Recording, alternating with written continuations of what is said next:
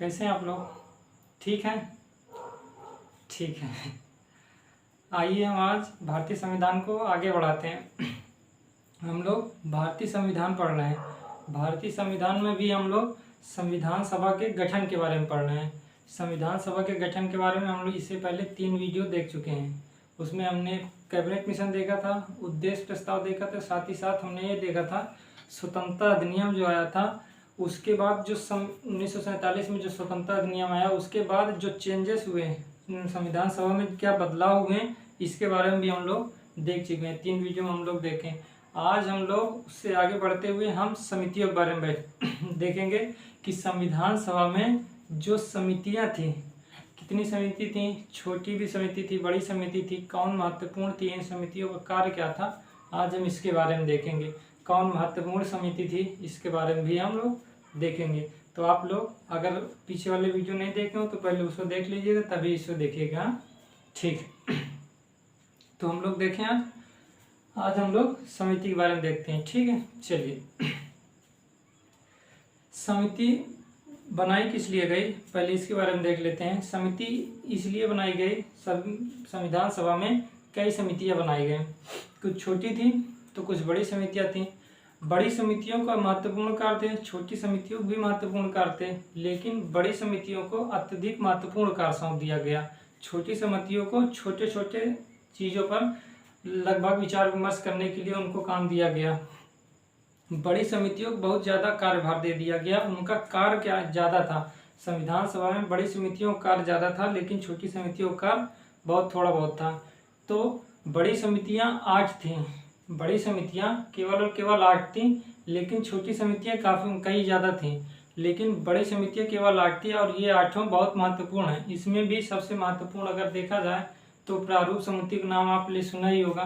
प्रारूप समिति सबसे महत्वपूर्ण है। इसके बाद संघीय संविधान समिति और प्रांतीय संविधान समिति, इनके बाद यदि दोनों देखा जाए तो ये दोनों महत्वपूर्ण भी हो जाते हैं। तो इसलिए 2-3 बहुत महत्वपूर्ण हैं तो सभी महत्वपूर्ण, लेकिन ये 3 बहुत महत्वपूर्ण है। इसमें प्रारूप समिति सबसे महत्वपूर्ण समिति है।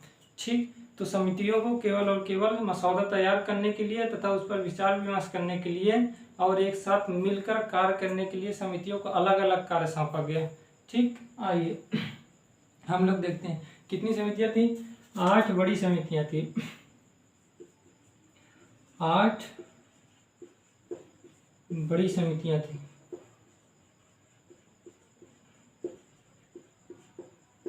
8 बड़ी समितियां थी, छोटी छोटी भी काफ़ी समितियां थी, लेकिन 8 महत्वपूर्ण थी। उसमें मैं सभी के नाम बता दे रहा हूँ, लेकिन लिखूंगा नहीं, कुछ ही बताऊंगा।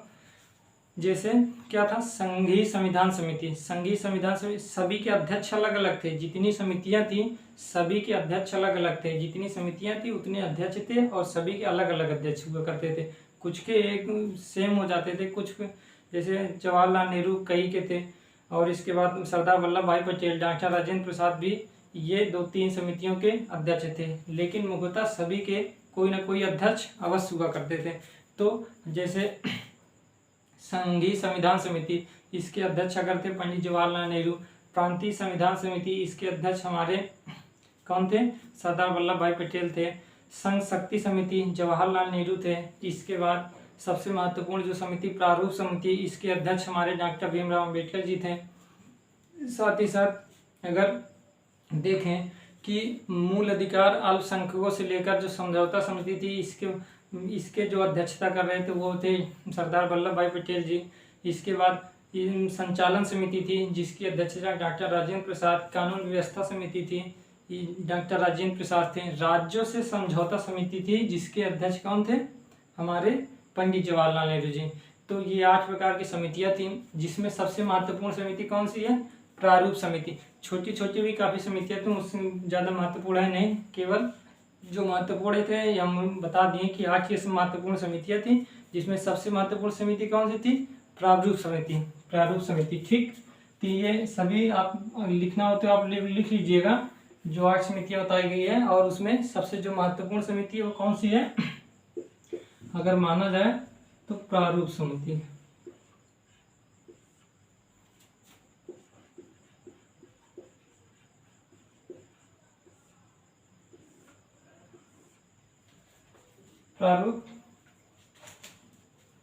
प्रारूप समिति। ठीक है, आइए हम लोग देखें प्रारूप समिति। प्रारूप समिति क्या थी? एक प्रकार की ये भी बड़ी समिति थी। प्रारूप समिति भी एक प्रकार की बड़ी समिति थी। इसका कार्य क्या था? इसका कार्य मुख्यतः ये था कि भारत में जो संविधान है उसका प्रारूप तैयार करने के लिए प्रारूप समिति को कार्य दिया गया था। प्रारूप समिति क्या कार्य था? भारत के संविधान का प्रारूप तैयार करने को, इसका कार्य क्या था? भारत के संविधान का प्रारूप तैयार करना इसका कार्य था। इसके जो अध्यक्ष थे वो कौन थे? डॉक्टर भीमराव अंबेडकर जी थे। इसके कितने सदस्य थे? 7 सदस्य थे। 7 में से एक थे हमारे जो अध्यक्षता कर रहे थे डॉक्टर भीमराव अंबेडकर जी हैं और 6 अन्य सदस्य हैं। तो आइए हम लोग लिखते हैं उसमें। तो इसका कार्य क्या था मुख्यतः? संविधान का प्रारूप तैयार, संविधान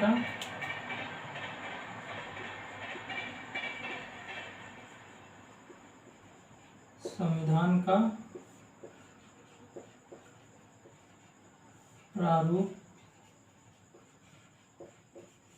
तैयार करना। इसका मुख्य कार्य क्या था? संविधान का प्रारूप तैयार करना। इसके कितने सदस्य थे? इसमें अगर सेकेंड पॉइंट देखा जाए तो इसकी सदस्य जो संख्या थी कितनी थी? 7 थी। 7 सदस्य इसमें थे, जिसमें एक अध्यक्ष थे तथा 6 अन्य सदस्य थे। एक अध्यक्ष कौन थे हमारे? अध्यक्ष हमारे डॉक्टर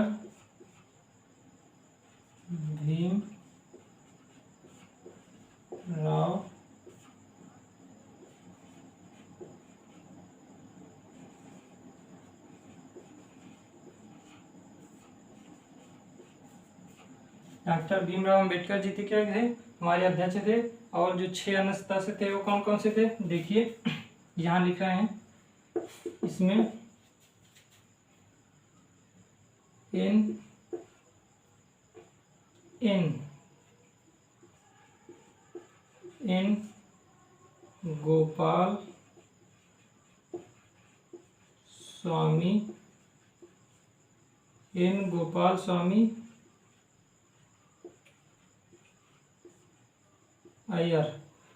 गोपाल स्वामी अय्यर एक सदस्य थे। दूसरे कौन से थे?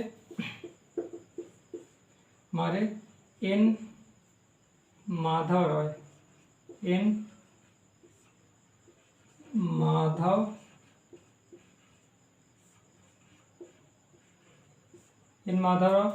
N Gopal Swami Iyer, N Madhav Rao BL मित्र की जगह ली थी। कौन? एन माधव राव किसकी जगह ली थी? BL मित्र की जगह ली थी। पहले BL मित्र को प्रारूप समिति में शामिल किया गया था, लेकिन वे अस्वस्थ हो गए। अस्वस्थ होने के चलते क्या हुआ? वो त्यागपत्र दे दिए, जिसके चलते क्या हुआ? एन माधव राव को इस प्रारूप समिति में शामिल किया गया। तीसरे सदस्य कौन थे? Doctor KM Munshi. चौथे सदस्य मोहम्मद सादुल्ला।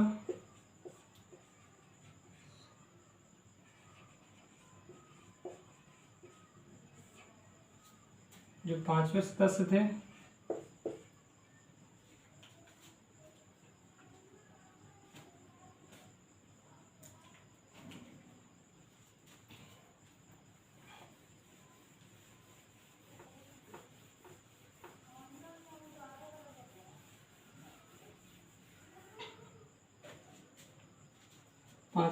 कौन थे? कृष्णा स्वामी अयंगर। कृष्णा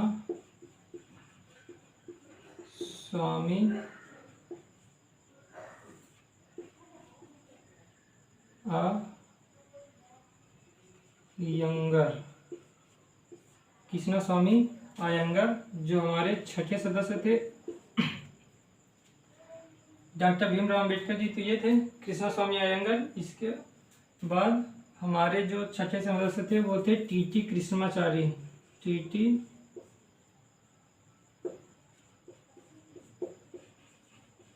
कृष्णाचारी।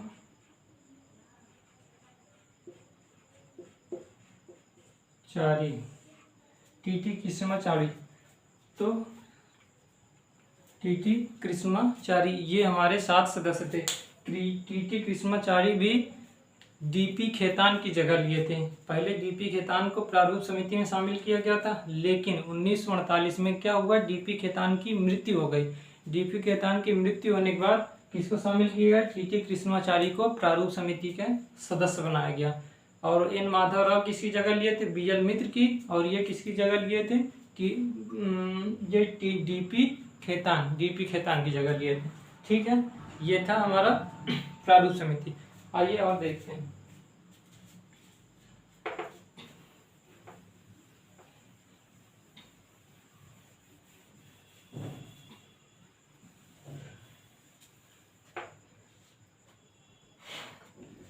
जब प्रारूप समिति को कार्य दे दिया गया संविधान का प्रारूप तैयार करने के लिए, इसकी अध्यक्षता करें डॉक्टर भीमराव अम्बेडकर जी। 6 अन्य सदस्य थे। कौन कौन से थे आप देख चुके हैं। आप कौन कौन से थे, एन माधवराव, एन गोपाल स्वामी अयंगार, कृष्णा स्वामी, एन माधवराव, एन गोपाल स्वामी अय्यर, कृष्णा स्वामी अयंगार थे, टीटी कृष्णाचारी थे, ये सभी सदस्य थे। के एम मुंशी थे, मोहम्मद सादुल्ला, ये सभी सदस्य इसके थे। ठीक है, अब प्रारूप समितियों को ये कार्य दिया गया कि वो संविधान का प्रारूप तैयार करे। तो प्रारूप तैयार करने के लिए इस प्रारूप समिति का गठन कब किया गया, इसका गठन हमारा 29 अगस्त 1947। 29 अगस्त 1947 को प्रारूप समिति का गठन किया गया। इसके 7 सदस्य थे। कौन कौन से थे, ये थे। 29 अगस्त के बाद प्रारूप तैयार कर ये सभी लोग मिलकर प्रारूप तैयार किया। और फरवरी 1948 को क्या किए, इन्होंने प्रारूप को सबके सामने रखा। संविधान जो सभा थी उसके सामने क्या रखा, संविधान का प्रारूप रखा। और यह कहा कि इसमें जो भी संशोधन करना हो वो सभी लोग मिलकर बताएं, और इसमें क्या क्या कमियां हैं इसके बारे में बताया जाए। इस प्रारूप समिति क्या हुआ, फरवरी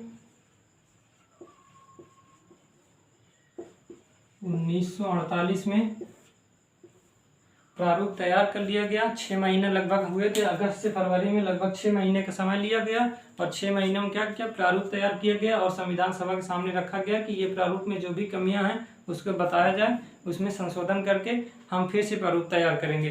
तो इसमें विचार विमर्श किया गया और अक्टूबर 1948 को फिर से प्रारूप तैयार करके संशोधन के साथ फिर से संविधान सभा के सामने रखा गया।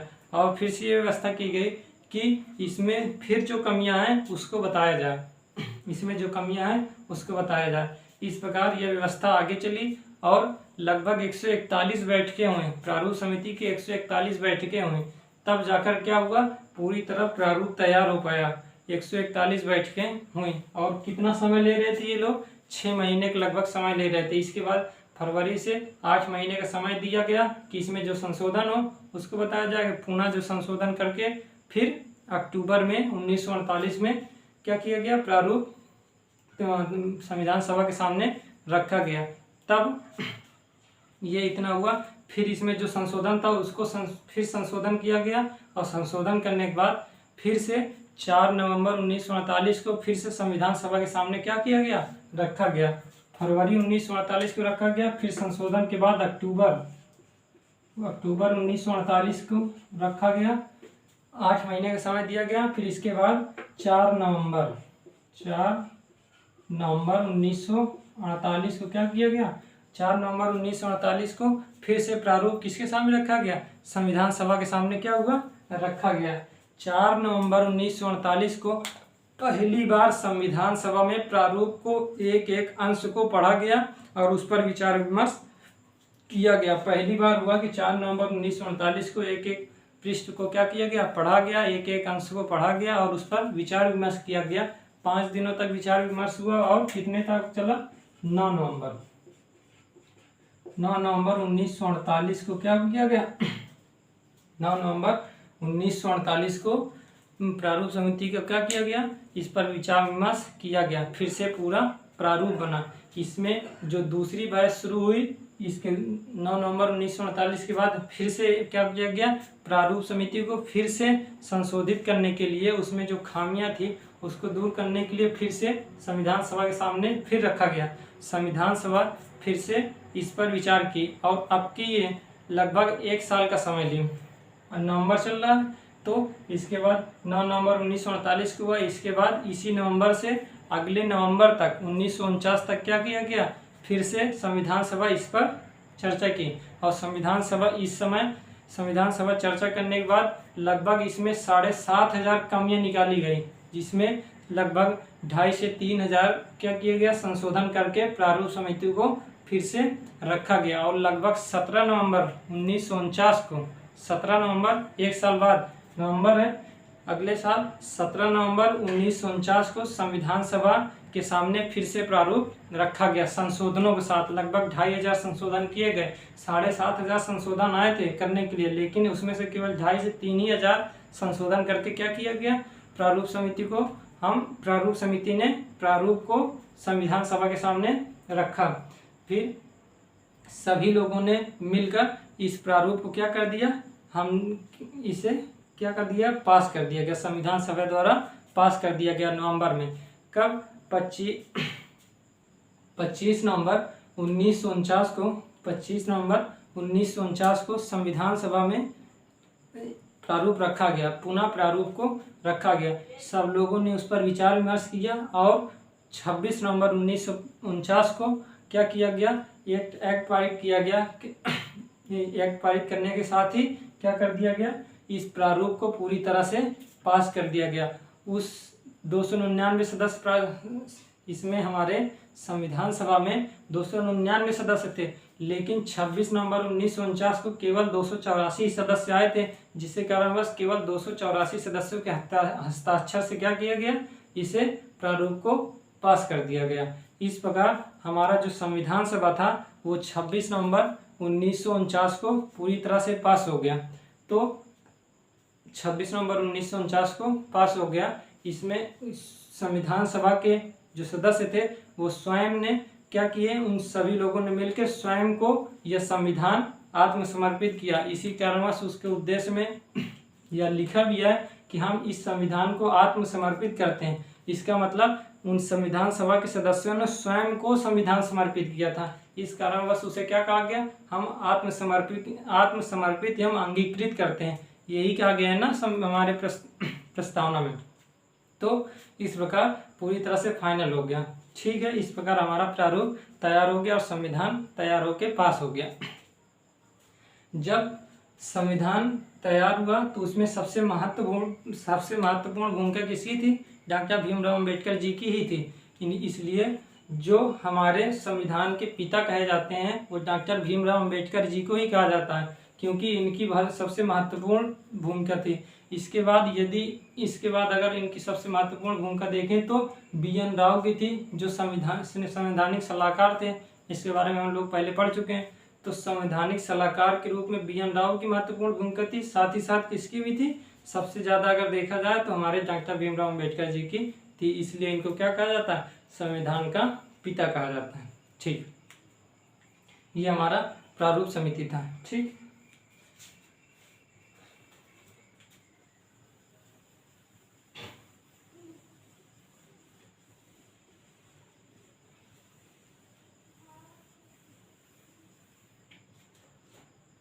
ठीक है। जब संविधान, कुछ महत्वपूर्ण फैक्ट लिखिए, कुछ महत्वपूर्ण तथ्य।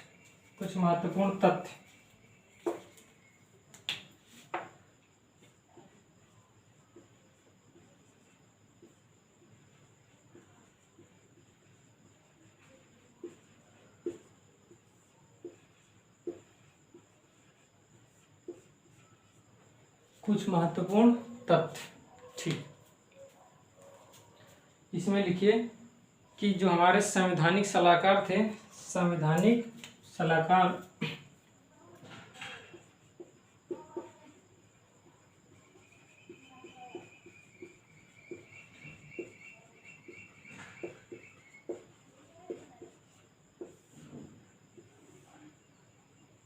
वो BN राव थे।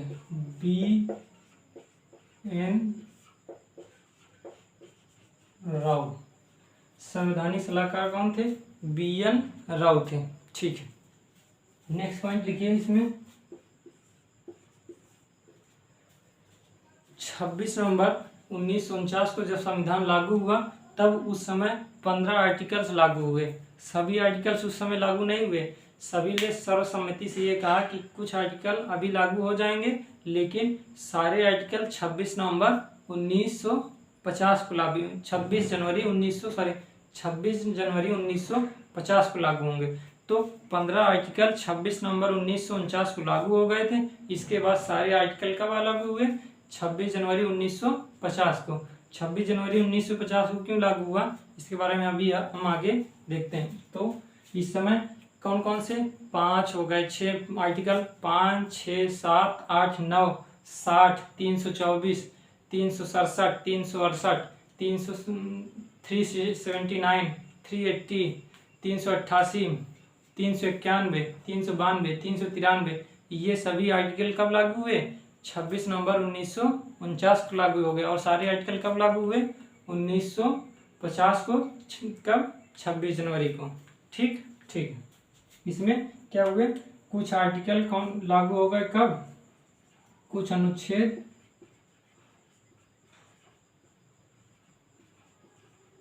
26 नवंबर को लागू हो गए, 1949 को लागू हो गए। जैसे 5, 6, 7, 8, 9, 60, ये आर्टिकल में क्या है हम इसके बारे में देखेंगे। ये हमारे नागरिकता से संबंधित है। जो 60 हमारे राष्ट्रपति से संबंधित है। 324 ये हमारा चुनाव से संबंधित है। इसके बाद 367, 368, 379, 380, 388,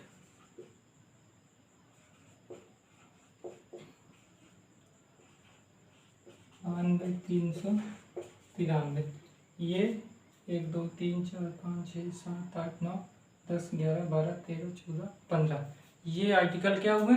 लागू हुए। कब लागू हुए? 26 नवंबर 1949 को ये लागू हो गए। ठीक, चलिए जो तीसरा पॉइंट है, संविधान को जो हस्तलिखित किए, जो अपने हाथ से लिखे, इटैलिक शैली में जो लिखे, अंग्रेजी में जो लिखे, उनका क्या नाम था? उनका नाम प्रेम बिहारी नारायण रैजादा। हस्तलिखित किसने किया? इटैलिक शैली में। इटैलिक शैली में मतलब अंग्रेजी में जो लिखे थे हस्तलिखित, उनका नाम था प्रेम बिहारी नारायण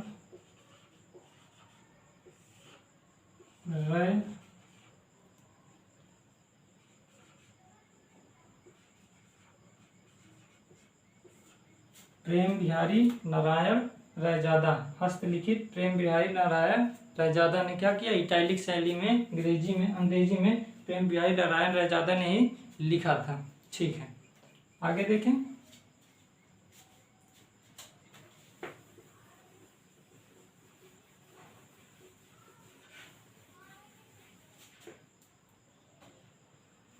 पांचवा पॉइंट, प्रेम बिहारी नारायण रैजादा।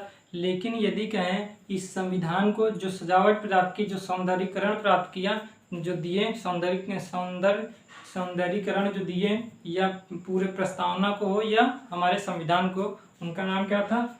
राम मनोहर सिन्हा। सौंदर्यीकरण किसने दिया?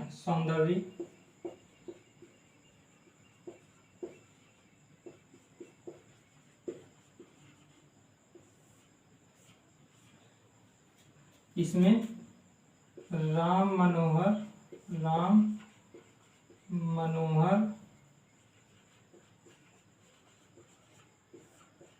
सिन्हा थे और नंदलाल बोस, नंदलाल बोस,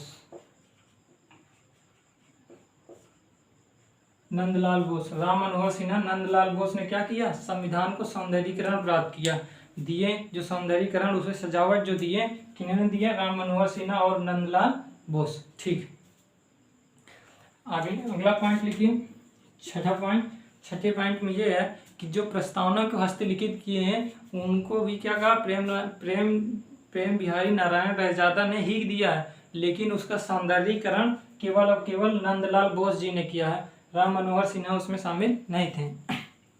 जो हिंदी में संस्करण, जो हमारे संविधान का जो हिंदी संस्करण में जो अनुवाद किए हैं, उनका जो हस्तलिखित किए हैं, जो हिंदी संस्करण में जो हस्तलिखित किए हैं, हिंदी संस्करण में, वो तो इटैलिक शैली में अंग्रेजी में हो गया, लेकिन हिंदी में जो हस्तलिखित किए थे, जो हिंदी में हस्तलिखित किए हैं, उनका नाम क्या था, बसंत कृष्ण वैद, बसंत कृष्ण वैद, बसंत कृष्ण वैद क्या थे, हस्तलिखित किए। संविधान को हिंदी में जो लिखने वाले, हिंदी संस्करण में जो लिखने वाले कौन व्यक्ति थे, वो कौन, बसंत कृष्ण वैद जी थे। ठीक है, ठीक। इसको किसने सजावट प्रदान की, नंदलाल बोस ने ही क्या की, सजावट दी, इसे सौंदर्यीकरण भी दिया, किसने, नंदलाल बोस ने, नंदलाल बोस जी ने किया। ठीक, ये हमारा था पूरा प्रारूप समिति, पूरा हमारा ये जो संविधान सभा थी कंप्लीट हो गया। कि आलोचना भी इसकी हुई है, लेकिन हम आलोचना ज़्यादा महत्वपूर्ण है, इसके बारे में हम लोग नहीं देखेंगे। कांग्रेस की विशेषज्ञ समिति थी, इसको कांग्रेस में हम जब आगे पढ़ेंगे तो कांग्रेस की विशेषज्ञ समिति आएगी, इसलिए हम यहाँ नहीं बताएंगे। तो ये पूरी तरह से लगभग कंप्लीट हो गया, अगर कुछ फैक्ट होंगे तो थोड़ा बहुत बता दिया जाएगा, लेकिन ये लगभग कंप्लीट है। इसके बाद हम लोग पढ़ेंगे शायद संविधान की विशेषताओं के बारे में, संविधान की विशेषताओं के बारे में प्रस्तावना देखेंगे। प्रस्तावना के बाद हम लोग फर्स्ट भाग में आ जाएंगे, जो हमारे इस समय 25 भाग हैं, भाग तो 22 ही हैं, लेकिन जो डिवाइड होके पार्ट में बढ़ गए हैं वो 25 हो गए हैं, और जो 395 अनुच्छेद हैं, लेकिन डिवाइड होकर लास्ट 395, लेकिन डिवाइड होकर जो आज 470 से 472 हो गए हैं, ये अनुच्छेद हो गए हैं। तो इसके बारे में हम लोग सभी आगे देखेंगे, तो आप धीरे धीरे पढ़ते रहिए। ठीक है, तो कैसा लगा, रोज की तरह अपनी प्रतिक्रिया अवश्य दीजिएगा। ठीक है, ठीक।